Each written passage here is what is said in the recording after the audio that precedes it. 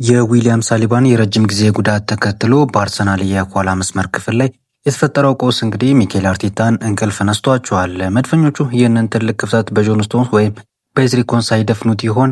አብረን በዚህ ቪዲዮ የምንመለከተው ጉዳይ ነው። በሌላ በኩል በአዲሶቹ ባለቤቶች ኢኔዮስ ስር አዲስ የዝውውር ፖሊሲ እየተከተለው ዩናይትድ የካዝሚሮን ትክክለኛ ተተኪ ለማግኘት አይኑን ወደ ሪያል ማድሪድ ማማተሩ ተዘግቧል።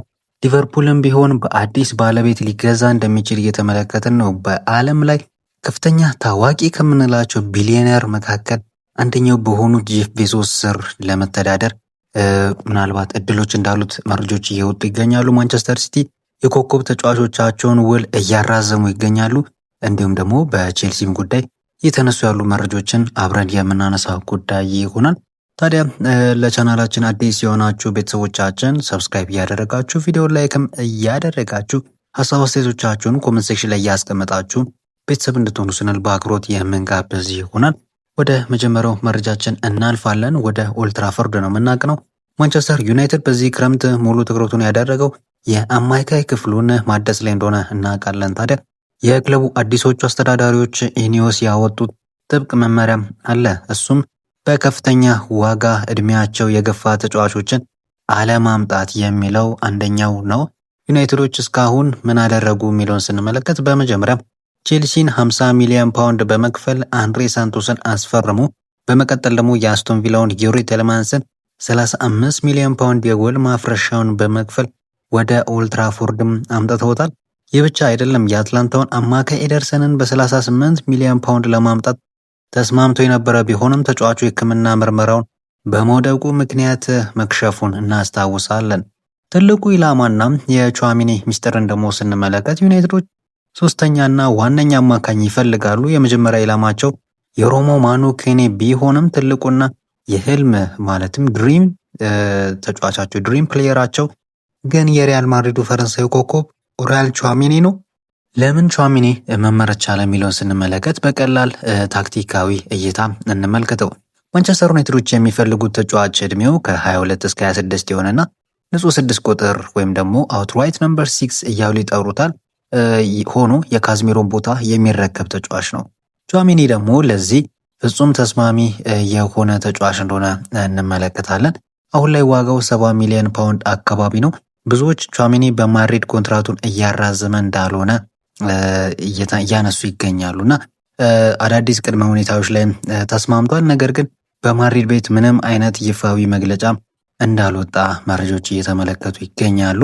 የእንግሊዝ ጋዜጠኞች እንደሚሉት ደግሞ ማድሪድ የሮድሪ ለማምጣት ከፍተኛ ፍላጎት ስላለው ዩናይትዶች ይህንን አጋጣሚ ተጠቅሞ ቹዋሚኒ ሊያመጡት እንደሚችሉ ያምናሉ። ቹዋሚኒ ራሱን ቢሆን በማድሪድ ደስተኛ ቢሆንም ክለቡ ለመሸጥ ከወሰነ ማንቸስተር ዩናይትድን ለመቀላቀል ወደ ኋላ አይልም። የዝውውር ዩናይትድን የአማካይ ክፍል ወደ ሌላ ደረጃ የሚያሸጋግርበት ትልቅ ፕሮጀክትም እንደሆነ ይዘገባል።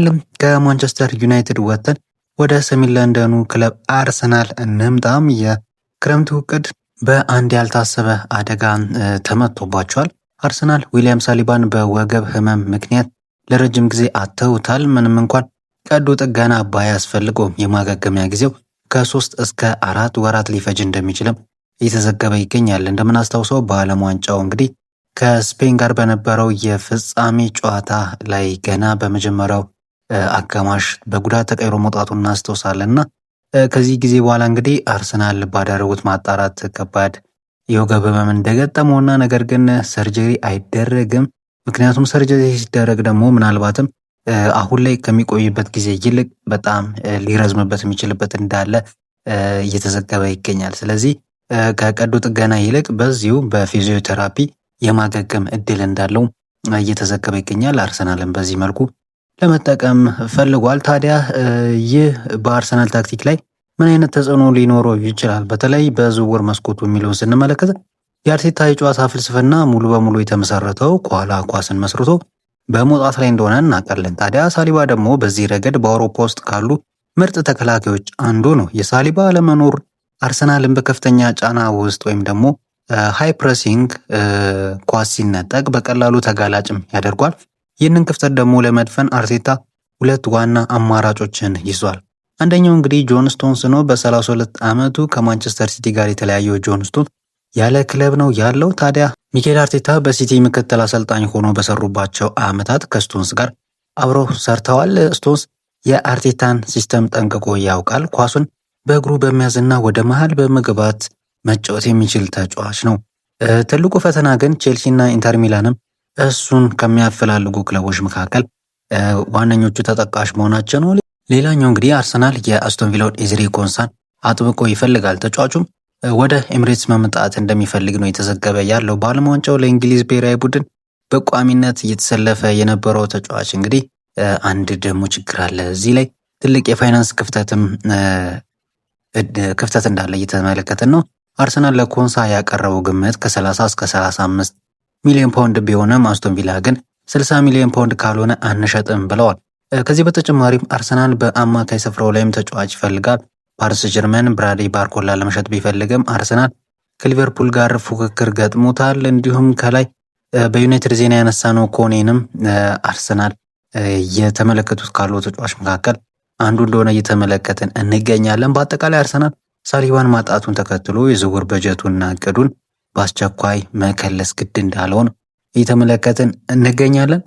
የአውሮፓ እግር ኳስ የዝውውር መስኮት እንግዲህ በዚህ ደረጃ ውስብስብና በታክቲክ የተሞሉ እንደሆኑም እየተመለከትን እንገኛለን። ታዲያ እንግዲህ ወደ ሌሎች ደግሞ እናምራ።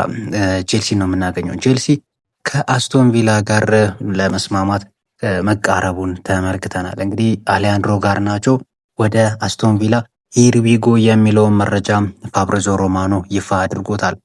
ይህ ተጫዋች እንግዲህ በቼልሲ ቤት በመጀመሪያ የውድድር ዘመኑ በእርግጥም አንድ የውድድር ዘመን ብቻ እንደተጫወተ የምናውቀው ጉዳይ ነው እና ግን ደግሞ በዚህም አንድ የውድድር ዘመን ያን ያክል አመርቂ የሚባሉ ውጤትን ያላሳየ ተጫዋች እንደሆነ ከተመለከትናቸው ተጫዋች መካከል አንዱ ነው። ምክንያቱም ያው በርካታ አሰልጣኞችን ነው ያፈራረቀው በዚህ ጥቂት ጊዜ ውስጥም ቢሆን ማለት ነው እና ቢያንስ 3 አሰልጣኞችን ማሳለፍ የቻለበትን ሁኔታ ተመልክተነዋል። ግን ደግሞ በእነዚህ 3 አሰልጣኞች ስር ሆኖ ጥሩ ነገርን አላስመለከተም አሊያንድሮ ጋርናቾ። እንዲሁም ደግሞ በአዲሱ አሰልጣኝ ዣቢ አሎንሶ ስር ተወዳጅነትን ያላገኘ ተጫዋችም ሆኖ ተመልክተናል። ታዲያ አሁን አስቶን ቪላ ከቼልሲ ጋር በውሰት ውል እንደተስማሙን ተመልክቷል። በቋሚነት ከማስፈረም ይልቅ የመግዛት ግዴታ ባካተተ ውሰት ውል እንደሚያስፈርመው ነው የተዘገበው። ይህ የሆነው አስቶን ቪላ እና ቼልሲ የአውሮፓ እግር ኳስ ማህበርን ለማታለል ተመሳጥረው መሆኑ እየተዘገበ ይገኛል። ዩኤፋ 2 ክለቦች በ45 ቀናት ውስጥ በቋሚነት ተጫዋች ከሸጡና ከገዙ እንደ ልውውጥ አድርጎ እንደሚመዘግብ ተነግሯል። አስቶን ቪላ ታዲያ ከቀናት በፊት ሞርጋን ሮጀርስን ለቼልሲ በ117 ሚሊዮን ፓውንድ መሸጣቸው ይታወሳል። ይህ ማለት ደግሞ አስቶን ቪላ ጋርናቾን በቋሚነት ካስፈረመ ዩኤፋ ሲመዘግብ ከሮጀርስ ሽያጭ ተርፍ ላይ እንደሚቀንስባቸው ይነገራል። አስቶን ቪላ ታዲያ የጋርናቾን ዝውውር በቋሚ ካደረገ ዩኤፋ ጉዳዩን ሊከታተልና ስለ መጭበርበሩ ሊያጣራ እንደሚችልም ተዘግቧል። ስለዚህ አስቶን ቪላ በውሰት ለማስፈረም ምርጫው እንዳደረገም እየተመለከትን የምንገኘው ጉዳይ ነው። ወደ ሌላኛው ክለብ ስናመራ ማንቸስተር ሲቲ ነው የምናገኘው። ወደ ሂታድ ነው የምንሄደው። ታዲያ የማንቸስተር ሲቲ አካሄድ ከቼልሲ የተለየና መረጋጋት የሚታይበት ነው።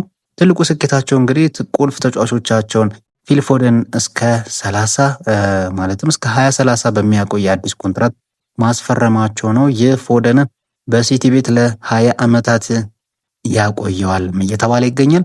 በተጨማሪም ሲቲ ከ10 ዓመታት ቆይታ በኋላ ጆን ስቶንስን አሰናብቷል። በሱ ምትክ ግን የወደፊቱን ማሰብ ጀምሯል። ከፍተኛ ተሰጥኦ ያለውና በ85 ሚሊዮን ፓውንድ የሚያወጣውን ወጣት አማካይ አዩብ ቡአዲን ለማምጣት ስምምነት ላይ እንደደረሱም መረጃዎች እየወጡ ይገኛሉ። የሮሪ እና የሪያል ማድሪድ የዝውውር ፍላጎት የመሳካት እድሉ ጠባብ ነው እየተባለም ይገኛል። ታዲያ ሲቲዎች አሁንም በወጣቶች ላይ ኢንቨስት እያደረጉ የአማካይ ክፍላቸውን እያደሱ ይገኛሉ። በመጨረሻም እንግዲህ ወደ ሊቨርፑል እናምራም። ሊቨርፑል ትልቅ የታሪክ ምዕራፍ ላይ ይገኛል። አንደኛው እንግዲህ አሜሪካዊው ቢሊዮነር እና የአማዞን መስራች ጄፍ ቤዞስ ከሊቨርፑል ጋር በባለቤትነት ለመቀላቀል ንግግር ጀምረዋል። አሚቲ ባቲያ ከሚመራው የባለሀብቶች ስብስብ ጋር በመሆን የተጀመረው የድርድር ሊቨርፑልን ከ6 ቢሊዮን ዶላር በላይ ግምት እንዲያገኝ አድርጎታል።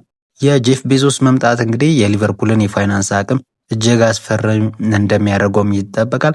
በሜዳ ላይ ደግሞ ክለቡ ሙሉ በሙሉ እየተለወጠ ነው። ቁልፍ ተጫዋቹን ሳላን ካጣ በኋላ እንግዲህ እንዲሁም ደግሞ አርኔ ስሎት ከተሰናበቱ በኋላ አሁን በቀድሞ የበርንሞዝ አሰልጣኝ ኢራዮላ ስር አዲስ ጉዞ ጀምረዋል። በዝውውሩም የፒኤስጂውን ኮከብ ባርኮላን ለማምጣት ከአርሰናል ጋር ብርቱ ፉክክር ውስጥ መግባታቸውን እየተመለከትን ነው። ጄፍ ቤዞስ ለሚመጣ በሚችለው አዲስ የገንዘብ ድጋፍ ሊቨርፑል በአውሮፓ ዝውውር ገበያው ላይ ትልቅ ኃያል ሆኖ ብቅ ሊል እንደሚችልም እየተዘገበ ይገኛል። እስቲ ለእናንተም ጥያቄ ላቅርብላችሁ።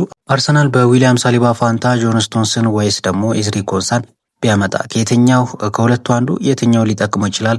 ሀሳባችሁን አስቀምጦልን። እንዲሁም ደግሞ ማንቸስተር ዩናይትድን በተመለከተ የቹዋሜኒ እና የማኖ ኮኔ ጉዳይ ከምን ሊደርስ ይችላል? የእናንተን ሀሳብና ግምት በኮመንት ሴክሽን ላይ ያስቀምጣችሁ ቤተሰብ እንድትሆኑ ስንል በአክብሮት የምንጋብዘው ጉዳይ ነው። ቻናሉን ሰብስክራይብ ያላደረጋችሁ የደውሏ ምልክት እየተጫናችሁ ቤተሰብ እንድትሆኑ ስንል በአክብሮት እንጋብዛለን። በቀጣይ በሌላ የዝውውር መረጃዎቻችን እስከምንገናኝ ድረስ ሰላም።